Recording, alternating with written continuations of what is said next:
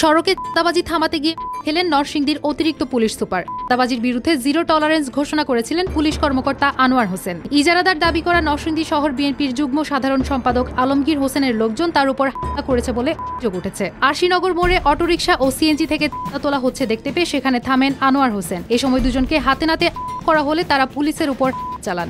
তো আলমগীর জেলা যুব দলের সভাপতি মহসিন হোসাইনের বড় ভাই।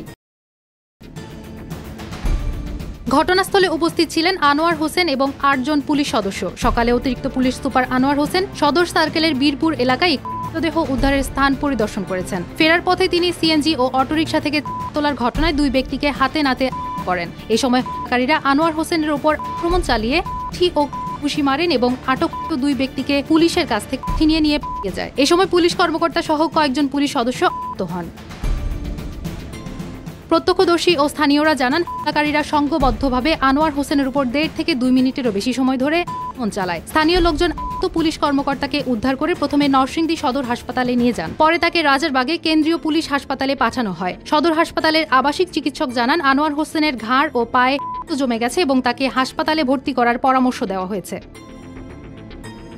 এ বিষয়ে নরসিংদী পৌরসভার সিএনজি ও অটো স্ট্যান্ডের ইজারাদার আলমগীর হোসেন বলেন, পৌরসভা থেকে ২৫ লাখ টাকায় ইজারা নিয়েছি আমি, কিন্তু অতিরিক্ত পুলিশ সুপার প্রায় ইজারার টাকা তুলতে বাধা দেন। এর আগেও তিনি আমাদের দুজনকে আটক করে দিয়ে জেলে পাঠান। তার দাবি, বৈধভাবে ইজারা নিয়ে যদি কাজ না করা যায় তাহলে সরকারের উচিত টাকা ফিরিয়ে দেওয়া। পুলিশের উপর ঘটনা মিথ্যা ও ভিত্তিহীন দাবি করে আলমগীর হোসেন বলেন, সড়ক থেকে টাকা তোলার সময় পুলিশ বাধা দেওয়ায় ধাক্কার ঘটনা ঘটেছে শুনেছি। নরসিংদী পুলিশ সুপার মেনহাজুল আলম বলেন, ঘটনায় আইনগত ব্যবস্থা নেওয়া হবে। স্থানীয় সরকার বিভাগের উপপরিচালক ও নরসিংদী পৌরসভার প্রশাসক মোহাম্মদ মনোয়ার হোসেন জানান, ইজারার আওতায় নির্ধারিত কয়েকটি স্ট্যান্ড থেকে টাকা তোলা বৈধ, তবে সড়কের যানবাহন থেকে টাকা তোলা আইনত অনুমোদিত নয়। ইজারাদার আলমগীর হোসেন ও স্থানীয় সূত্রের বক্তব্যের বিরোধিতা করে প্রশাসন জানায়, ঘটনার প্রকৃত তথ্য তদন্তের পরই সব দিক থেকে স্পষ্ট হবে।